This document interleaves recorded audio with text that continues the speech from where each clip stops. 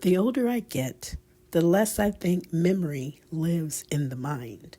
I think it lives in the body, in the way we speak, and the things we reach for without thinking, in the recipes we make from memory, and the sayings we repeat without knowing exactly where they came from. I used to think the past was something behind me, a collection of stories and photographs, something I could visit when I wanted to and leave when I was finished. But I've come to believe something different. The past is not behind us. It is within us. History was rarely confined to books. It lived in conversations in the Gullah Geechee community. It lived in church pews and kitchen tables. It lived in the cadence of speech and in the names of people we carried. You knew where you belonged because someone could tell you who your people were. At the time, I didn't fully appreciate what was happening. I thought people were simply telling stories. Now I understand they were doing something much more important. They were preserving memory. I'm not talking about nostalgia. I'm talking about memory. There's a difference. Nostalgia often edits out the difficult part. Memory tells the truth, the whole truth. Memory reminds us where we came from, what we survived, what we protected, and what we almost lost. Toni Morrison once wrote that definitions belong to the definers, not the defined. I've thought about that often as I've gotten older because there are always forces trying to tell us who we are, what matters, what should be remembered, what should be forgotten. Yet memory has a way of resisting erasure.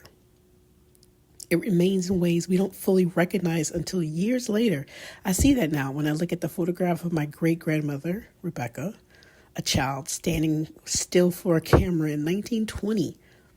At the time, she could have not known she was becoming part of a story that would reach more than a century into the future. And yet here I am, writing about her, thinking about her, trying to understand what she handed down without ever realizing she was handing it down.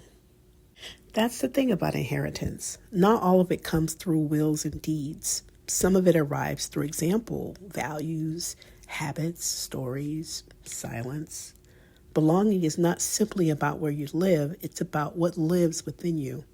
The memories you carry, the people who shaped you, the places that continue to call your name long after you left them. Maybe that's why certain songs make us emotional, why certain smells or tastes of food immediately transports us. Why some places never quite leave us? The past is not finished with us. Not because it refuses to let go, because it still has something to teach us.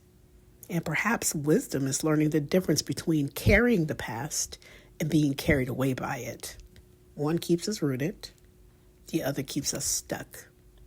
I am learning to choose the first, to honor what came before without living entirely within it, to remember without being trapped, to carry forward what is worth keeping, because memory is not only about what happened, it is also about what survives. And sometimes what survives becomes the very thing that helps us find our way.